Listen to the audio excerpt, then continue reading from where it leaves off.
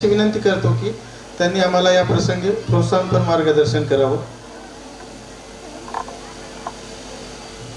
सर्वांना सस्नेह नमस्कार. जय जिजाऊ, जय अहिल्या, जय रमाई, जय सावित्री.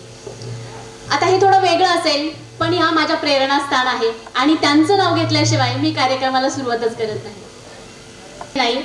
या ठिकाणी राठोड सर आहेत माविमचे, नंतर doctor Toshniwal sir, doctor Mosim sir ज्यांनी सकाळपासून तुम्हाला सेवा दिलेली आहे, त्यानंतर मगरे सर आणि चंद्रशेखर इंगोले सर, ह्या सगळ्यांनी खरं तर या ठिकाणी मला बोलवलं, निमंत्रित केलं. त्याबद्दल इंगोले सर तुम्ही दुसऱ्यांदा हा विश्वास दाखवलेला आहे, कारण एकदा एक वक्ता स्टेजवर बोलून गेला की दुसऱ्यांदा तो येईल की नाही माहीत नसतं. मात्र सरांनी मला दुसऱ्यांदा बोलवून अजून खूप वेळा बोलवतील अशी माझी काय म्हणतात त्याला ठाम विश्वास आहे.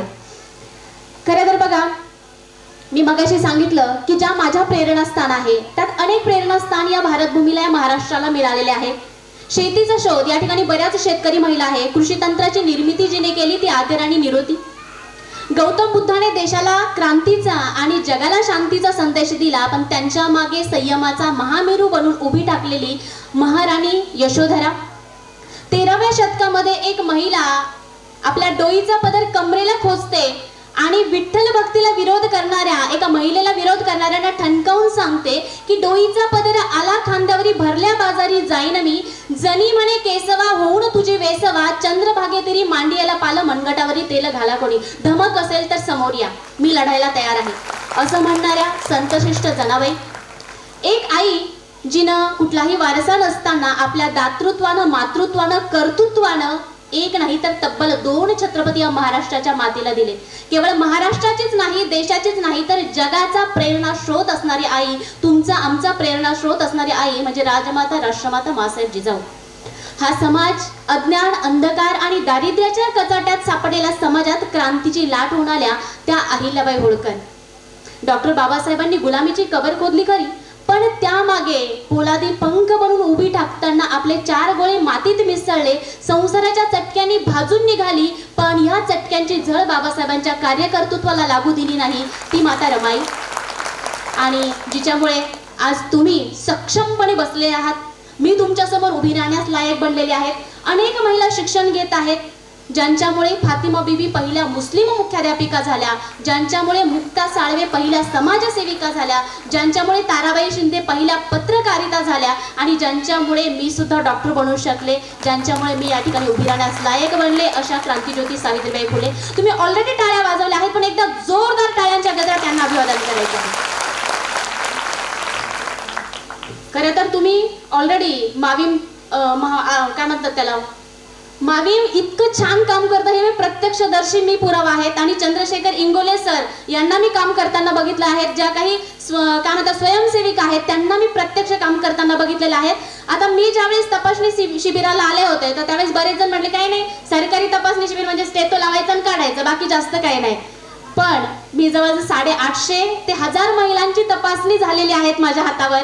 पण यामध्ये प्रत्यक्षदर्शी खरं तर शासकीय फक्त काम म्हणजे काय म्हणतात त्याला, पेपरवर नाही तर प्रत्यक्ष काम करणारी संस्था म्हणजे माविम आहे. खरं तर तुम्हाला सक्षमीकरणाचे व्याख्यान देण्याची सुद्धा गरज नाही, इतके सक्षम तुम्ही ऑलरेडी आहात. परंतु तरी सुद्धा सरांनी सांगितलं की नाही, आज महिलांना सक्षमीकरणाबरोबर आरोग्याचं तर ऑलरेडी व्याख्यान मागच्या वेळी झालं होतं, पण या ठिकाणी सक्षमीकरण खूप गरजेचं आहे. तुम्ही मानसिकदृष्ट्या, शारीरिकदृष्ट्या, सामाजिकदृष्ट्या सक्षम होणं गरजेचं आहे. आर्थिकदृष्ट्या माविम तुम्हाला ऑलरेडी सक्षम करत आहेत. आता बघा, एक ट्रेंड आहे सध्या, एक चित्रपट चालू आहे आणि तुम्ही ग्रुपने जातायत. कोणता चित्रपट आहे? बाईपण भारी देवा. आहे का भारी? आहे. आमची एक कामवाली मावशी आहे, ती पिक्चर बघायला गेली होती आणि आल्यानंतर मी दुसऱ्या दिवशी विचारलं की बाईपण भारी देवा पाहिला का, कसा वाटला?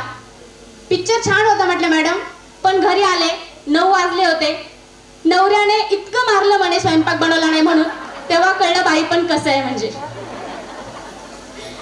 म्हणजे बघा, बाईपण भारी नसतं, ते भारी बनवावं लागतं. आणि हे बाईपण खरं तर मुळात जर आपण सिंधू संस्कृतीच्या मुळाशी गेलो ना तर आपल्याला एक लक्षात येईल की बाईपण इतकं भारी आहे बाईपणात इतकी ताकद आहे की जगामध्ये, देशातच नाही जगात अशा कोणताच ग्रह नाही की जिथे बाई इतकी ताकद कोणात आहे. एवढं भारी बाईपण आहे. म्हणूनच बघा, सिंधू संस्कृतीत जी एका नवजीवाला जन्म देऊ शकते, जी आपल्या उदरात एक नवीन जीव वाढवू शकते आणि जी प्रसूतीसारख्या महाभयंकर वेदना, त्याच्या इतक्या वेदना दुसऱ्या कशातच नाही, इतक्या महाभयंकर वेदना सहन करण्याची ताकद जिच्यात असते ती मुळातच खूप स्ट्रॉंग आहे, खूप सक्षम आहे. मग जन्मताच जी इतकी सक्षम होती, तिला नंतर काय झालं की जिच्यात इतका दुबळेपणा आला, तिला नंतर काय झालं की तिच्या सक्षमीकरणासाठी पुन्हा व्याख्यानं घेण्याची गरज पडते, तिच्या सक्षमीकरणासाठी सरकारी प्रोग्राम लाभवावे लागतात. असं काय झालं? बघा, लहानपणापासून मी एक मुलगी आहे. तुम्हीही ज्यावेळेस थोडंसं कळायला लागलं की त्यावेळेसच आपल्याला सुरू करतात घरचे, बाई इकडे जायचं नाही, बाई हे खायचं नाही, हे घालायचं नाही, असं चालायचं नाही, बोलू नको जोऱ्यात, वागू नको तोऱ्यात, सांगतात की नाही. आणि सगळ्यात महत्वाचं सांगतात की नीट वागायला शिक, कारण तुला जायचं आहे परक्या घरात. याच्यामुळे काय होतं, कळत न कळत आपल्यामध्ये तो दुबळेपणा येतोय. आजही बघा, घरामध्ये जर आपली एखादी मुलगी मोठमोठ्याने हसत असेल तर आपण लगेच तिला म्हणतो, ए पोरीच्या जाताना इतकं मोठ्यानं हसणं चांगलं नाही का. तेवढ्यात आपला राजकुमार जर रडत रडत आला, आपले बाळराजे रडत रडत आले, तर लगेच आपण म्हणतो, काय झालं वासराला, कशाला रडतोय, कोणी मारलं तुला. आणि जवळ जर पप्पा असतील तर काय म्हणतात, ए पोराने रडायचं असतं का, पोराने रडायचं असतं का. मग काय करायचं असतं, पोराने रडवायचं असतं, मग आयुष्यभर रडवत असतं, हो की नाही. म्हणजे हा संस्कार भेद कोणी निर्माण केलाय, आपण निर्माण केलाय. बघा, माझी मुलगी माझा अभिमान हा कार्यक्रम माविम राबवत आहे, महानगरपालिका सुद्धा राबवत आहे. आता बघा, आज आपल्याकडे मुलगी होते, म्हणजे बघा मुलीला संस्कार तर देतात, पण मुलगी होते, एक झाली तर सध्या आपण समाधान आहे, ठीक आहे एकच आहे. पण आता हम दो हमारे दो मुळे दोनच होऊ द्यावे लागतात. त्यातल्या त्यात जर पहिलं सिझर असेल आणि दुसरंही सिझर झालं आणि मुलगीच झाली तर हॉस्पिटलमध्ये काय अवस्था असते घरच्यांची. स्पेशली आजीचा चेहरा कॅमेरा नेऊन टिपण्यासारखा असतो. त्या एवढाचा जीव असतो 2-3 किलोचा, तिच्या लग्नाचं, तिच्या हुंड्याचं सगळं बर्डन, सगळं ओझं त्या आजीच्या डोक्यावर असतं. इतका त्या आजीचा चेहरा पडलेला असतो. एक तर सिझेरियन 2, त्यातल्या त्या 2 मुलीच झाल्या, आणि त्यातल्या त्यात जर सून बिन हुंड्याची केलेली असेल तर मग विचारूच नका, आयुष्यभर तिला ताण आहे. त्यामुळे बऱ्याचदा डिलिव्हरी झाल्यानंतर वार्डामध्ये मुलीची आई सगळ्यात आधी रडताना दिसते. कारण आमच्या डॉक्टर साहेबांच्या एका मित्राच्या पत्नीला भेटायला गेलेलो होतो आम्ही, तर ती मुलगी जन्माला आल्यानंतर तिची आई इतकी ढसढसा रडत होती की तिला सांगावं लागलं की तुझे बाळ खूप गोड आहे, खूप सुंदर आहे, तू बिलकुल चिंता करू नको, इतकी सुंदर मुलगी तुला झालेली, तू कशाला चिंता करते. तर ती म्हटली, मॅडम एक होते काही नाही, मात्र दुसरा कमीत कमी एक मुलगा तरी हवा होता, वंशाला दिवा. अजूनही विचारसरणी आहे. बरं, मुलीला हुंडा द्यावा लागेल, नातीला हुंडा द्यावा लागेल म्हणून रागावलेली आजी दुसरी सून मात्र किती गडगंज हुंडा देऊन आणते याच्या फुल पदर खोचून तयारीत असते की नाही. सगळ्यात जास्त हुंडा मुलाच्या आईला हवा असतो. अशी क्वचित एखादी महिला भेटेल की बाई मी माझ्या सुनेला हुंडा घेणार नाही आणि माझ्या मुलीला हुंडा देणार नाही. म्हणजे जेव्हा महिलेला समजावून घेतील तर त्यावेळेस खरं बाईपण भारी होणार आहेत. आता 2 मुलीचं झालं, एखादीला मुलबाळ जर होत नसेल, डॉक्टर झाले, त्याच्यानंतर वैद्य झाले, साखरवाले बाबा सारखे बाबाही झाले, सगळं करून झालं आणि लेकरूबाळ झालंच नाही, तर त्या बाईला किती टोमणे खावे लागतात. आणि टोमणे देणारा कोणताही पुरुष नसतो. तिचा नवरा तिला कधीच टोमणे देत नाही, तिचा दीर देत नाही, सासरा देत नाही. चुकून एखादी नणंद देईल, सासू तर देईलच देईल.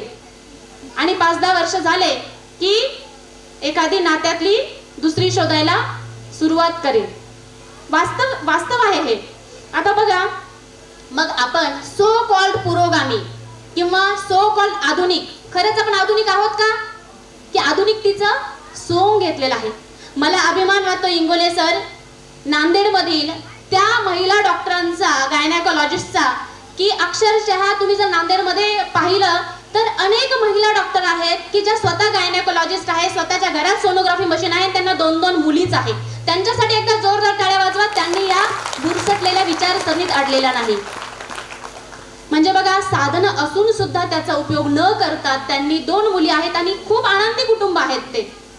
कारण आज मुलगा झाला तोही बाहेर जाणार आहे, मुलगी झाली तीही बाहेर जाणार आहे, दोघंही. आणि मुलगा जरी मुलाकडे राहायला गेलो तर आपल्यालाच कधीतरी त्याच्याकडे राहायचं नसतं. ही आजची वास्तविकता आहे. त्यामुळे मुलगा आणि मुलगी किंवा पुरोगामित्व विचारांमध्ये किती असावं याची एक साधी तुम्हाला ज्योतिबा फुले आणि सावित्रीबाईंची गोष्ट सांगते. बघा, ज्योतिबा फुले आणि सावित्रीबाई फुले. आवाज येतोय का तुम्हाला नीट? घुमतोय थोडा. तर ज्योतिबा आणि सावित्रीबाई यांच्या लग्नाला जवळजवळ 20-22 वर्ष झाले, मूलबाळ नाही. आता गोविंदराव ज्योतिबांचे वडील यांना जरा टेन्शन आलं आणि त्यांनी म्हटलं की बाबा ज्योतिबा, आता सावित्रीला तर काही मूलबाळ होणं नाही, तेव्हा तुम्ही काय करा, फक्त मुलाबाळासाठी दुसरं लग्न करा आणि शेवटी काय, सावित्री थोरली राहील, थोरल्या आईचा मान सावित्रीलाच मिळेल आणि घराला किंवा या वंशाला दिवाळी घर चालवण्यासाठी कोणीतरी वारस मिळेल. आता ज्योतिबांना सांगितलं, ज्योतिबा काही ऐकणाऱ्यातले नव्हते. त्यांनी स्पष्ट विरोध केला की मी काही दुसरं लग्न करणार नाही. सावित्रीबाईंनाही गोविंदरावांनी विनंती केली की तू काहीतरी बोल. सावित्रीबाईंचंही ज्योतिबा ऐकायला तयार नाही. शेवटी घरामध्ये मीटिंग भरली. ज्योतिबांचे सासरे, सासू, नंतर सावित्रीबाईंचे भाऊ, सगळे नातेवाईक घरामध्ये मीटिंग भरली की ज्योतिबांना दुसरं लग्न करण्यासाठी तयार करायचं. 18व्या शतकातली ही गोष्ट. आता ज्यावेळेस मीटिंग भरली आणि सगळ्यांनी सांगितलं की ज्योतिबा एखादं तरी मूलबाळ व्हावं आणि शेवटी सावित्रीच आई होणार आहे, तर त्यावेळेस ज्योतिबांनी सांगितलं की जर माझं दुसरं लग्न करून मला जे मूलबाळ होईल दुसऱ्या बायकोकडनं, ते जर सावित्रीचं मूलबाळ होत असेल आणि सावित्री जर आई होणार असेल तर आपण उलट करूया. माझं लग्न करण्याऐवजी आपण सावित्रीचं लग्न करूया आणि सावित्रीला जे मूलबाळ होईल धाकटा पिता ह्या नात्याने मीच बाप होणार आहे. म्हणजे एखादी बाई जर तिला 1-2 सवत आणून आपल्या घरात नाचवत असेल तर एखादा पुरुष एखादा सवता आणायला काय हरकत आहे.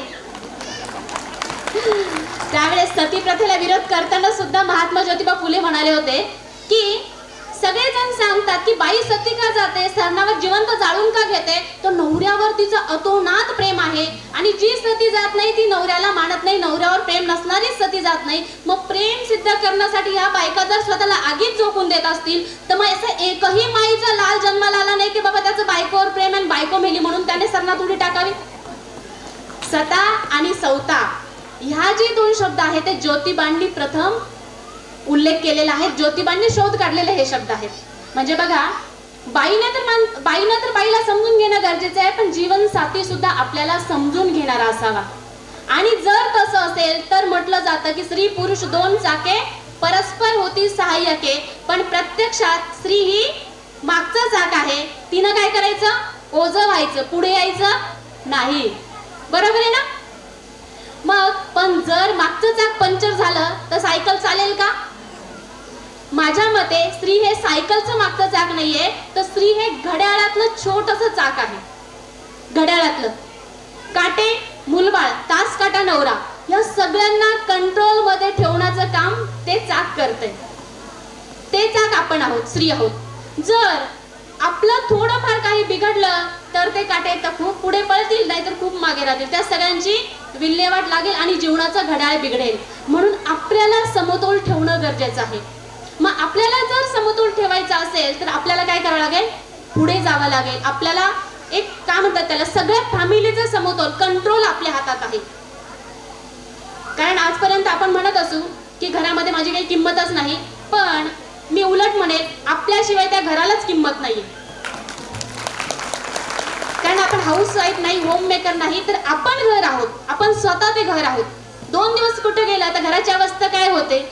त्यामुळे आपल्याला त्या घड्याळातलं चाक म्हणूनच राहायचं आहे. सगळ्यात महत्त्वपूर्ण आपण आहोत.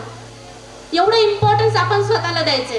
जंगलामध्ये सिंह राजा काय माहितीये का, सगळ्यात बलाढ्य खरं तर हत्ती आहे, सगळ्यात मोठा धष्टपुष्ट दिसतो तो, उंचीला जिराफ आहे, तरी सिंह राजा काय, तो स्वतःला राजा मानतो म्हणून तो राजा आहे.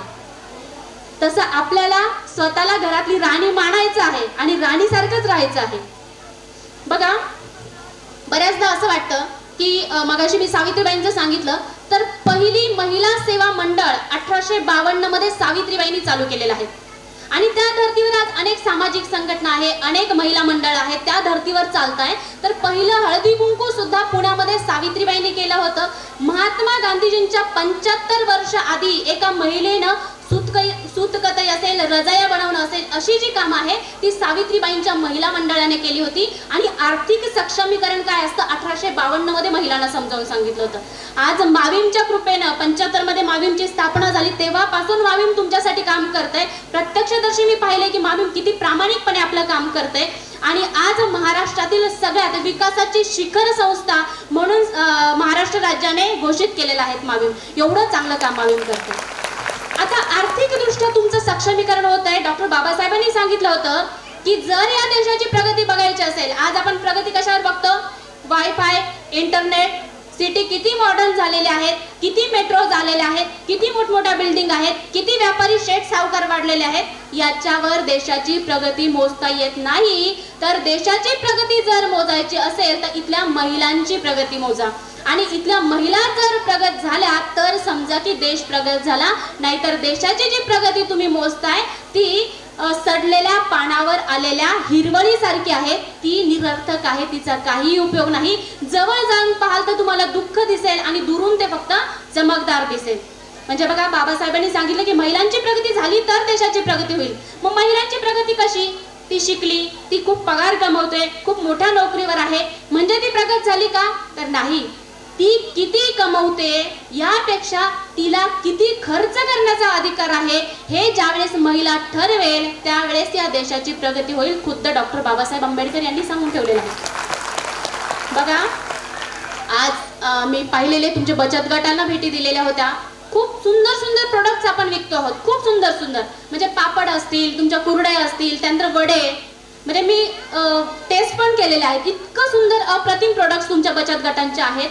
फक्त प्रॉब्लेम काय येतो आपल्याला सर्वसामान्य महिलांना की आपण वर्ल्ड वाईड मोठा विचार करत नाही.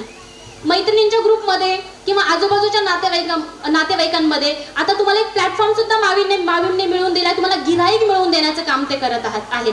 परंतु अजून सुद्धा आपल्या परीनं सुद्धा आपल्याला किती मॉडर्न विचार करायचा आहे. बघा, हे जाहिरातीचं युग आहे, हे जाहिरातीचं युग आहे. जाहिरात किती प्रभावी तुम्ही करताय त्यावेळेस ते प्रोडक्ट घेतात. आपण फेअर अँड लवली लावतो, किती जणी फेअर अँड लवली लावून कायमस्वरूपी गोऱ्या झाल्या का? तरी फेअर अँड लवली लावतोय ना आपण. का लावतोय? जाहिरात आली होती. जशा जाहिराती आल्या तशा प्रत्येक घरात 15-20 दिवसात फेअर अँड लवलीचे पॅकेट्स आले. चला, फेअर अँड लवली तरी आपल्याला गोरं करेल. लाईफ बॉयची जाहिरात आली होती. नवीन साबण निघाला पहिला लाईफ बॉय. लाईफ बॉयच्या वेळेस लाईफ बॉय है जहा तंदुरुस्ती है वहा. खायचा आहे का तो तंदुरुस्त बनायला? तरी पण आपण लाईफ बॉय वापरला. लाईफ बॉयची ट्रेंड कधी गेली? ज्यावेळेस संतूर मम्मी आली. म्हणजे संतूर साबण लावला की मम्मी वाटत नाही, तरुण मुलगी वाटते. हे ज्यावेळेस आपण जाहिरातीत बघितलं त्यावेळेस प्रत्येक बायांनी कमीत कमी चेहऱ्याला लावायला का होईना पण संतूर साबण आणला. म्हणजे जाहिरातीकडे लोक आकर्षित होतात आणि जाहिरातीमुळेच आपण प्रत्येक घरात पोहोचू शकतो. म्हणून आपल्या प्रोडक्टचं मॉडर्नायझेशन, पॅकिंग जे असतील किंवा आपण प्रत्येक घरात कशा पद्धतीने पोहोचू शकू इथपर्यंत आपल्याला विचार करायचा आहे. आणि काळानुसार आपल्याला स्वतःमध्ये बदल करावे लागतात. बघा, सगळ्या साबणांनी सौंदर्यावर जाहिरात केल्या, वेगवेगळ्या हिरोईन आणल्या, पण कोरोनामध्ये सगळ्या साबणांना कळलं की आता ती प्रियांका चोप्रा असेल किंवा मग नवीन अभिनेत्री असतील, करिश्मा कपूर असेल, लक्सच्या जाहिराती किंवा कोणत्याही जाहिराती करून, संतूर मम्मीच्या जाहिराती, फेअर अँड लवलीच्या जाहिराती करून फायदा नाही. आता कशाची जाहिरात करावी लागेल? आता आमचा साबण 99.99% किटाणू मारतो, आमचं लायझॉल 99% किटाणू मारतो. त्यावेळेस आपण ते आणलं का? तर आपल्याला कोरोना मारायचा होता घराघरात घुसून, मग आपण ते प्रोडक्ट्स आणले. म्हणजे काळानुसार आपल्याला बदलावं लागतं. आता बघा, काळानुसार बदलताना आपल्याला अनेक जण म्हणतात, एक मेसेज मी वाचला होता की आपल्याला काय करावं लागतं? अंथरूण पाहून पाय पसर, तुला जेवढं जमतं तेवढंच कर. का अंथरूण पाहून पाय पसरायचं? अंथरूण मोठं करायचं ना. आपल्याला अंथरूण मोठं करायचंय, 2 अंथरूण एकत्र जोडून मोठं करू. मात्र अंथरूण पाहून आता पाय पसरणार नाही. भले पाय उघडे राहिले तरी चालतील, मात्र आता आम्ही काय करणार आहे? पॅटर्न ब्रेक करणार आहेत. काळाच्या किंवा रूढीने आम्हाला सांगितलेल्या म्हणी आता आम्ही तोडणार आहेत. आम्ही आमच्या नवीन म्हणी निर्माण करणार आहेत. इतकी ताकद आमच्यात आहे. बघा, आपण सगळे सर्वसामान्य महिला आहोत. पहिला प्रश्न आपल्याला पडतो, मला जमेल का, माझ्याच्याने होईल का. कोणीतरी आपल्याला कधीतरी काय सपोर्ट करणारे, तू कर, तुझ्याच्याने होईल, तू करशील असं म्हणणारे खूप कमी सापडतील. पण तुझ्याच्याने होणार नाही, जाऊ दे, सोडूनच दे, हे सांगणारे खूप भेटतात. आपल्याला डिस्करेज करणारे खूप भेटतात. तर इनकरेज करणाऱ्यांची आपल्याला गरज आहे. मग कसं, तर मी तुम्हाला माझं स्वतःचं उदाहरण सांगते. 2008ची गोष्ट आहे. मी एका मेडिकल कॉलेजला होते आणि मेडिकल कॉलेजमध्ये एक निबंध स्पर्धा होती, हृदयरोगाने आयुर्वेद आणि हृदयरोग या संबंधी. तर बघा, आयुर्वेद हा मेटाबॉलिक डिसऑर्डर आहे, हृदयरोग हा मेटाबॉलिक डिसऑर्डर आहे, चयापचयातील बिघाडामुळे तयार निर्माण होतो, म्हणजे त्याचा आणि आहाराचा संबंध आहे.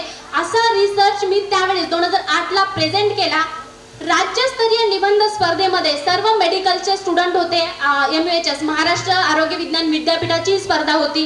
काही संलग्नित काही संस्था त्याच्याबरोबर निगडीत होता. तर त्यावेळेस माझा पहिल्या 6 निबंधामध्ये मी आली होती.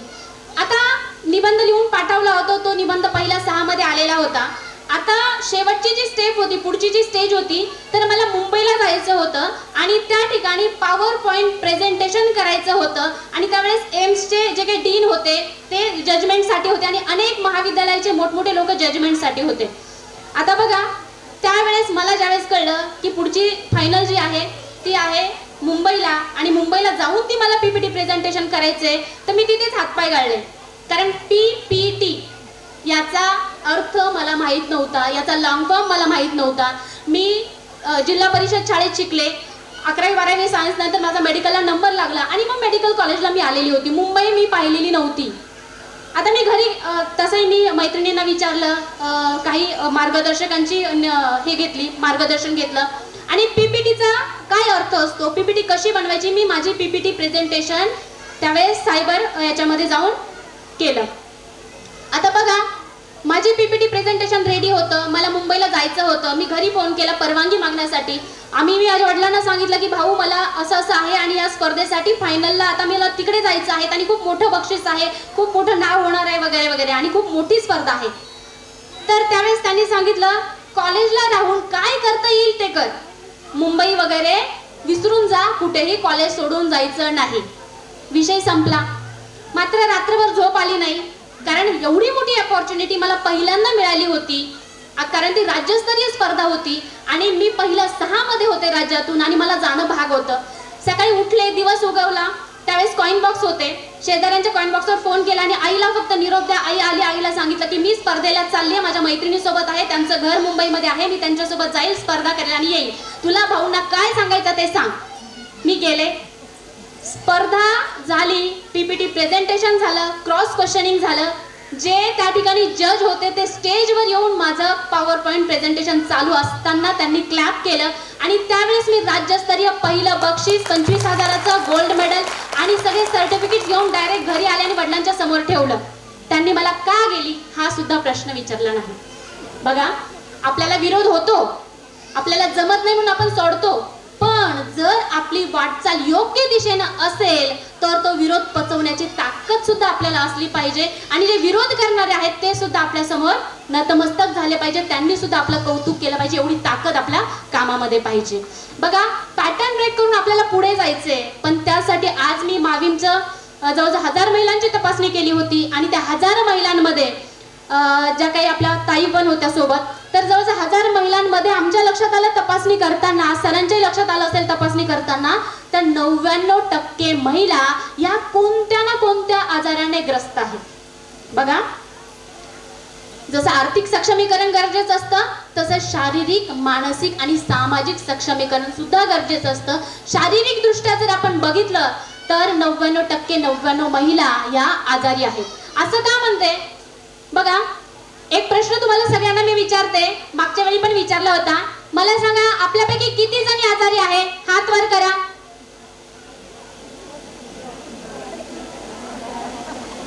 एवढ्या महिलांमध्ये 7-8 हात वरती आलेले आहे, जास्त आले आता.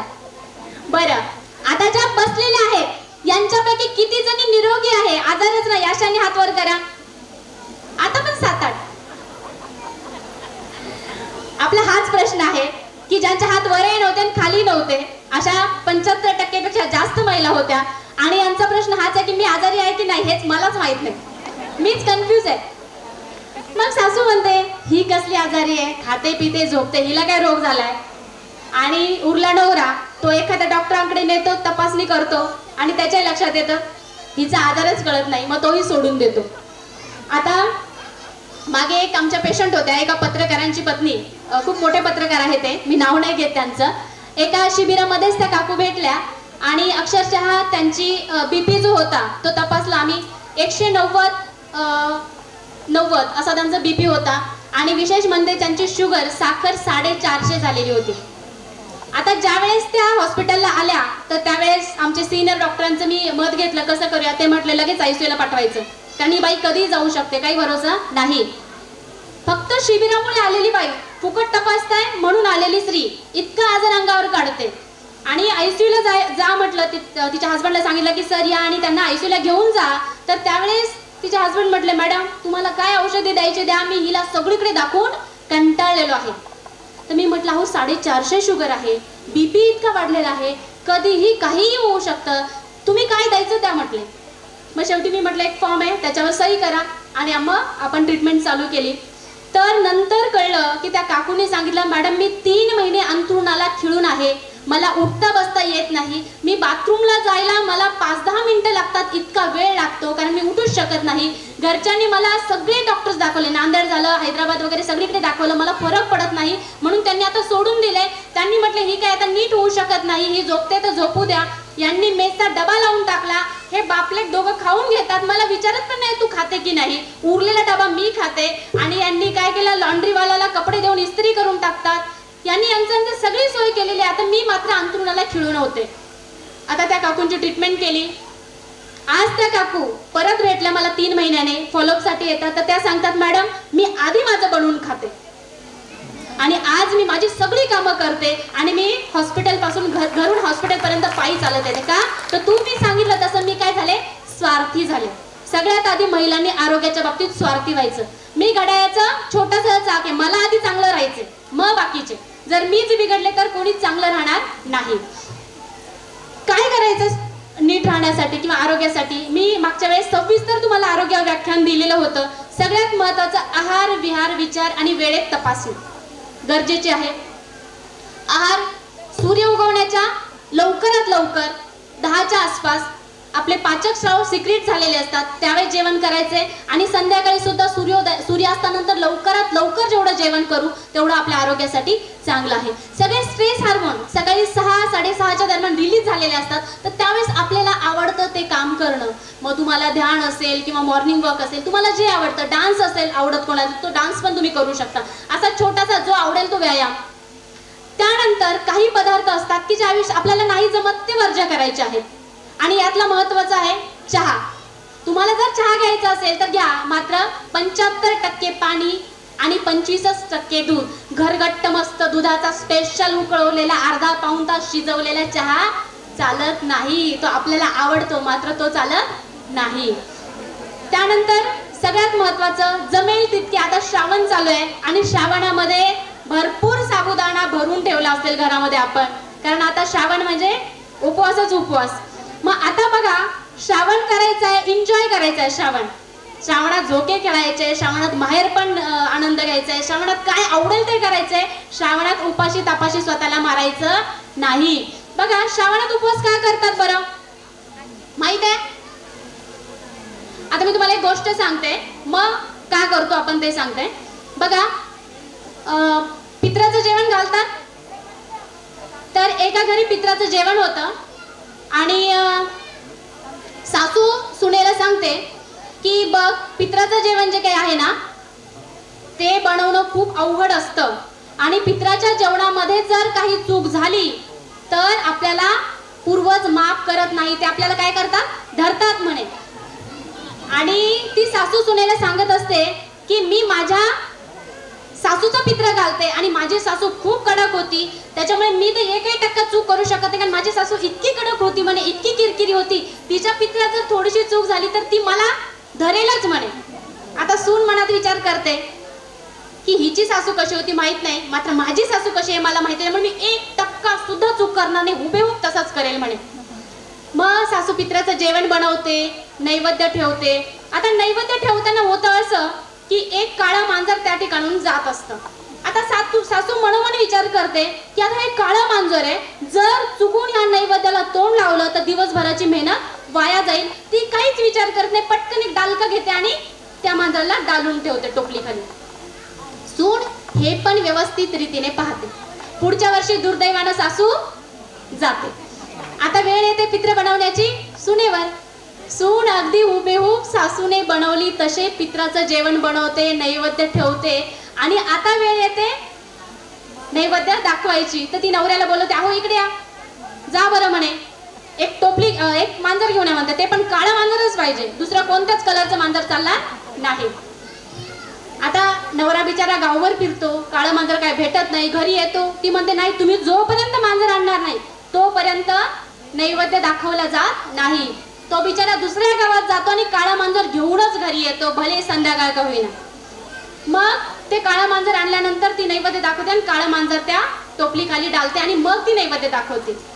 आता नवरा तिला विचारतो नंतर की ज्या काळ्या मांजराच्या पाठी तुम्हाला दिवसभर फिरवलं ते काळा मांजर तू का आणायला सांगितलं होतं, तर ती म्हणते की प्रथा परंपरा ह्या फक्त करायच्या असतात, का ते विचारायचं नसतं. व्हाय का विचारायचं नाही, आपण विचारत नाही. म्हणून मग काय करतो आपण, श्रावणाला सोमवारे खा साबुदाणा, साबुदाणा चालतो, बगर चालत नाही.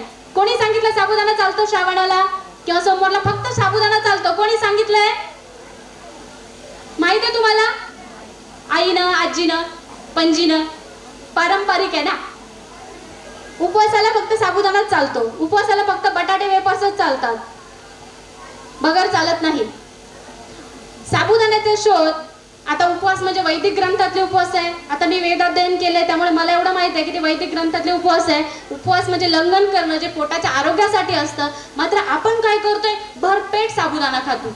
जर साबुदाणा नसेल खायचा तर शेंगदाणे भाजून खातो, नसेल तर बटाटे चिप्स तळून खातो, नसेल तर ते रताळ्याचा हलवा करून खातो, काही ना काही. मात्र हे सगळे पदार्थ पोटाला बिघडवतात, इतके वातळ आहे. बरं, साबुदाण्याचं सांगत होते. साबुदाण्याचा शोध 1948 मध्ये म्हणजे भारत स्वातंत्र्य झाल्यावर दुसऱ्या वर्षी तमिळनाडूमध्ये एका शेतकऱ्याने साबुदाण्याचं उत्पादन केलं आणि कोणी अफवा उठवली माहित नाही. तेव्हापासून उपवासाला साबुदाणाच चालतो, दुसरं काही चालत नाही. बघा, उपवास करायचे ना, बिनधास्त करा. मात्र का करतोय हे एकदा स्वतःला विचारा. आणि स्वतः बघा, देवाने काय केलंय ना, आपल्याला जन्माला घातलंय, मरताना तो घेऊन जाईल. मधला जो काळ आहे ना आपल्याला दिलेला आहे. मग तुम्ही किती, कोणत्याच देवाला आवडत नाही आपली गालकोचे बसलेली, गालाचे पूर्ण आतमध्ये गेलेले, काळे तोंड पडलेलं, डागाडुगा आलेले, कंबर दुखते, गुडघ्यावर हात टेकत टेकत आलेला भक्त देवालाही आवडणार नाही. देवाला पण टवटवीतपणे छान पद्धतीनं गेलेला भक्त आवडतो. त्यामुळे स्वतःच्या आरोग्याची काळजी घ्यायची, स्वतःच्या शरीराची काळजी घ्यायची आणि मग देवाकडे अगदी गुटगुटीतपणे जायचं आणि देवाकडे मस्त नतमस्तक होऊन प्रार्थना करून यायचं. हा खरा उपवास. आजकाल म्हटलं जातं उपवास करायचा तर मोबाईलचा करा, उपवास करायचा असेल तर वायफायचा करा, फेसबुकचा करा, व्हॉट्सअपचा करा, ट्विटरचा करा. तो उपवास आपल्याच्याने जमणार आहे का? नाही जमणार आहे. मोबाईल का बिना नाही रेलेंगे. आजकाल काय होतंय, मोबाईलचा इतका अतिरेक होतोय की त्यामुळे आपली स्मरणशक्ती कुठेतरी कमी व्हायला लागली की काय, मी विसरभोळी व्हायला लागली की काय, हे प्रत्येक महिलेला शक्यतो जाणवायला लागलं असेल.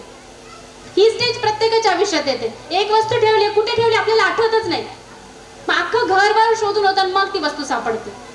अशा अनेक गोष्टी होतात. का तर मोबाईलमुळे आपल्या मेंदूतील काही हार्मोन्स इरेग्युलर व्हायला लागलेले आहेत आणि त्याचा परिणाम असा की आपण विसरभोळे व्हायला लागलेलो आहे. आता बघा, ताणतणाव, इतका ताण आपल्यावर वाढलेला आहे, इतका तणाव वाढलेला आहे. आपण शारीरिक आरोग्य झालं, मानसिक झालं, शारीरिक आरोग्य झालं, आर्थिक झालं, आता मानसिक आरोग्याकडे ताणतणाव इतका वाढलेला आहे. तर तणाव काय येतोय याचं एक साधं उदाहरण तुम्हाला सांगते. बघा, एक गोष्ट मी तुम्हाला सांगते. दुर्गादेवी माहितीये, नवरात्रीत आपण दुर्गादेवीची प्रार्थना करतो ना.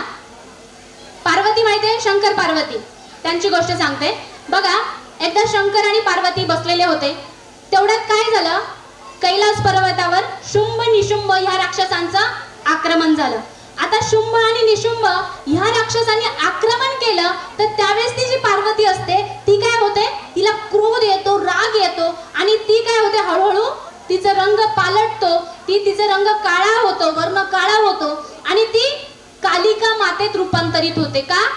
शुंभ आणि निशुंभ जे आले होते आक्रमण करायला, त्यांना पाहून तिनं कालिकेचं रूप धारण केलं. इतकी चिडते ती, इतकं तिच्यात क्रोध निर्माण होतो, इतकी चिडते की शंकर तिला अडवायला जातो शिव, तर ती काय करते, आपल्या डाव्या पायाखाली शंकराला दाबून ठेवते. तुम्ही फोटो पाहिलाय का कालिका मातेचा? डाव्या पायाखाली तिनं शिवाला तुडवलेले, शंकराला तुडवलेलं आहे आणि ती तशीच उभी राहते आणि शुंभ निशुंभावर सुरा चालवते. आता ते शुंभ आणि निशुंभ मारत असताना काय होतं की रक्ताचा थेंब जमिनीवर पडला की नवीन राक्षस तयार होतो, नवीन रक्तबीज तयार होते. मग असं एक वार केला रक्त पडलं की नवीन राक्षस, दुसरा वार केला रक्त पडलं की नवीन राक्षस, असे हजारो शुंभ निशुंभ तयार झाले, हजारो रक्तबीज तयार झाले. मग आता कालिके मातेला कळेना की आता काय करायचं, एवढे मोठे राक्षस कसे मारायचे. मग ती काय करते, एक खापर घेते, ती काय करते, आपल्या जिभेनं चाटायला सुरुवात करते. जमिनीवर पडलं की नवीन राक्षस तयार होण्याच्या आतमध्ये ती चाटते, म्हणजे जमीन मिळूच द्यायची नाही. जर त्याला जमीन मिळाली नाही तर नवीन राक्षस तयार होणार नाही. मग आता जमिनीवर पडलेले रक्त चाटते, जमिनीवर पडलेले रक्त चाटते, म्हणून कालिका मातेची जीभ बघा मोठी हातभर आहे, लाल लाल झालेले रक्त चाटून चाटून. आता जीभेनं किती चाटणार, म्हणजे गोष्ट आहे, तिला गोष्टीसारखं बघा, ठीक आहे. मग तिने काय केलं, एक खापर घेतलं आणि राक्षसांचं पडणारं रक्त तलवारीनं वार केल्यावर मारताना पडलेलं रक्त तिनं खापरात झेलायला सुरुवात केली. आता जेवढं चाटता आलं तेवढं चाटलं, बाकीचं खापरात घेतलं. मात्र जमीन मिळू दिली का त्याला? नाही. का तर नवीन राक्षस तिला निर्माण होऊच द्यायचे नाही.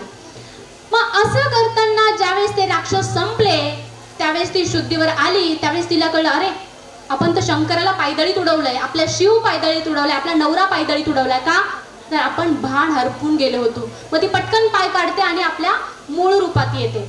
आता बघा, हे शुंभ निशुंभ राक्षस काय माहिती आज? राग आणि द्वेष आहे.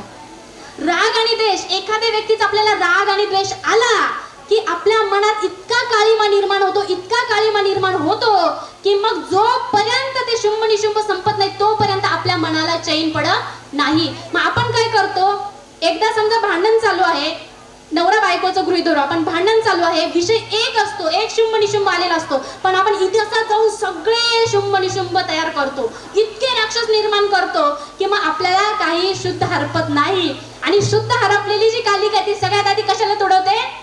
नवऱ्याला पायदळी तुडवते. त्या ठिकाणी नवरा म्हणजे शिव, तिचं जे जे चांगलं आहे, जे जे मंगल आहे ते सगळं ती पायदळी तुडवते. म्हणजे राग ज्यावेळेस आपल्याला येतो तर सगळ्यात आधी आपल्या भविष्यासाठी किंवा आपल्या भवितव्यासाठी चांगल्या गोष्टी आपण सगळ्यात आधी व्यर्थ करत असतो, पायदळी तुडवत असतो.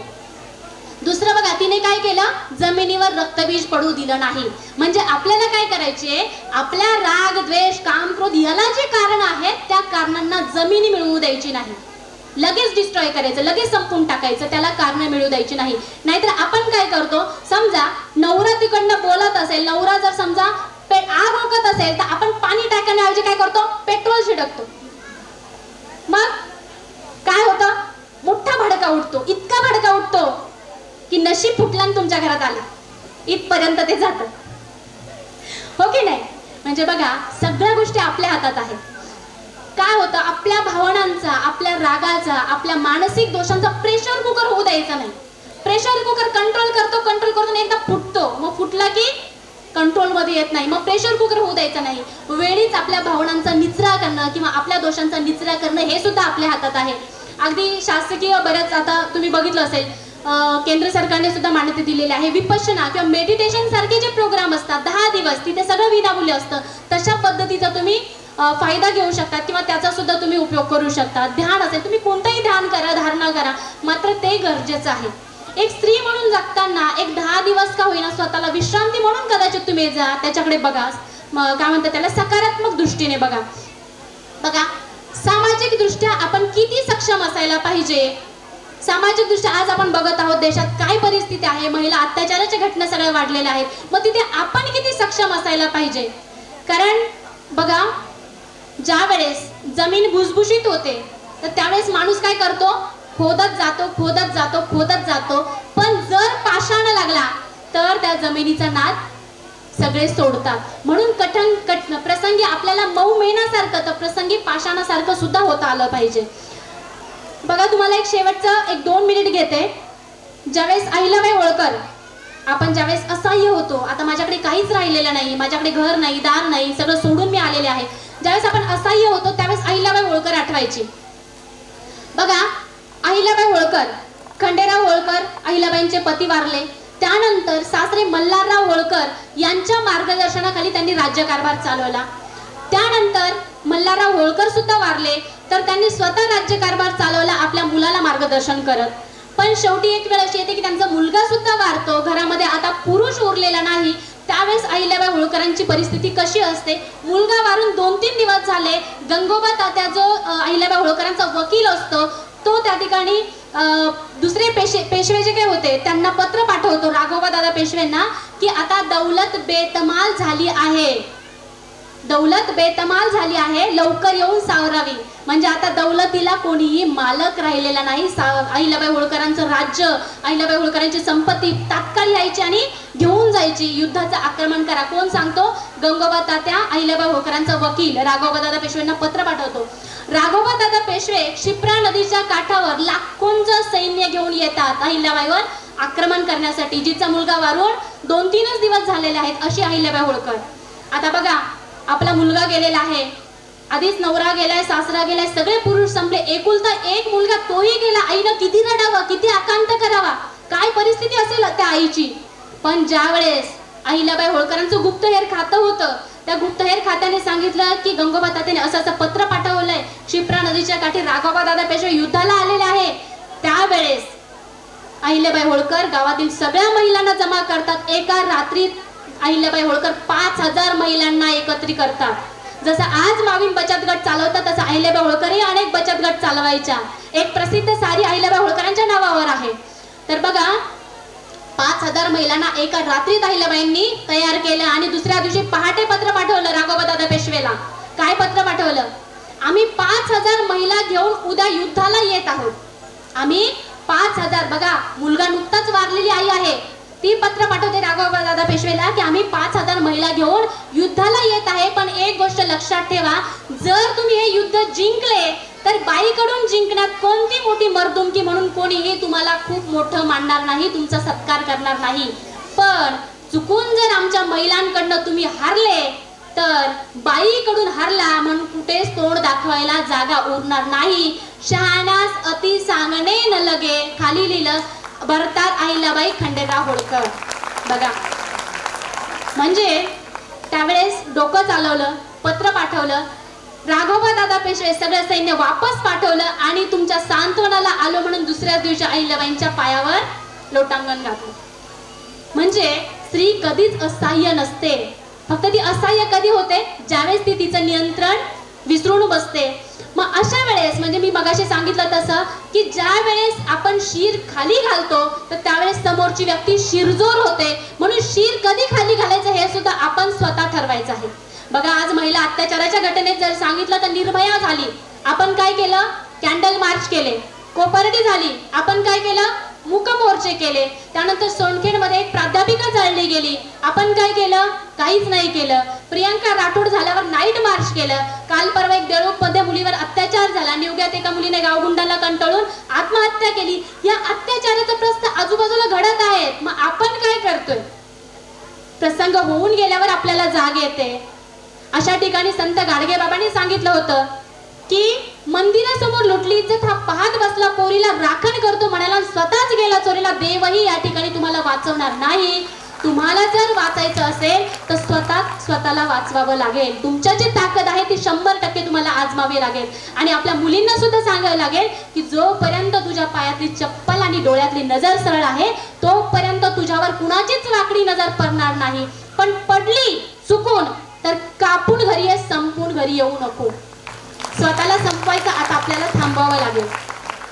आणि जसं आपण मुलीला शिकवण देतो तसं आपल्या मुलालाही सांगावं लागेल. रात्री बेरात्री बाहेर पडलात तर चुकून कोणत्या मुलीकडे वाईट नजरेनं बघशील, काहीतरी करून बसशील आणि नंतर आम्हाला कोर्टात फेऱ्या घालावं लागेल. त्यामुळे तू सुद्धा तुझ्या डोळ्यातली नजर स्वच्छ ठेवायला शिक. आणि स्त्रीकडे बघण्याचा दृष्टिकोन मातृभावाचा असायला पाहिजे, ही सुद्धा शिकवण आपल्याला मुलांना द्यावी लागेल. बघा, जाता जाता तुम्हाला याच आशयाची एक कविता आहे जी अटल बिहारी वाजपेयी यांनी सांगितली होती. कवी पुष्यमित्र शृंग यांनी ती लिहिलेली आहे. द्रौपदी अपना शस्त्र उठालो.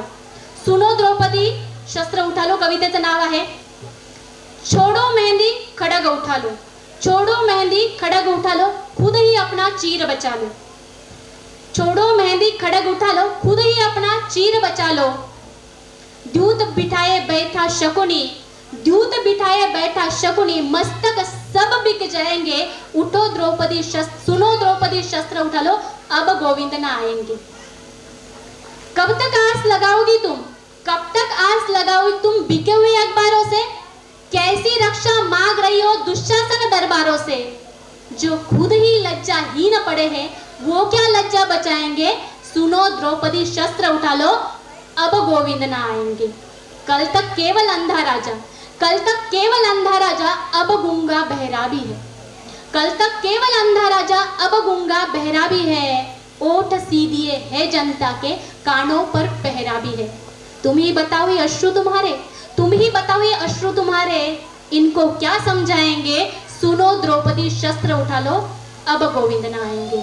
एवढं बोलते आणि शेवटी जाताना सांगते की सांगा कसं जगायचं. कविता सगळ्यांनी वाचा. कणत कणत की गाणं म्हणत हे तुम्ही ठरवायचं आणि आपलं बाईपण आपणच भारी करायचं. एवढं बोलते आणि थांबते. जय जिजाऊ जय शिवराय. धन्यवाद. धन्यवाद मॅडम. आज या वार्षिक सर्वसाधारण सभेच्या निमित्तानं आपण जे आज आमच्या महिलांना कानमंत्र दिलाय तो नक्कीच उपयोगी पडेल आणि ते अंमलात आणतील अशी आपण या प्रसंगी अपेक्षा करूया. खरी बातमी, परखड सत्य. पाहत रहा राजमुद्रा न्यूज लाईव्ह.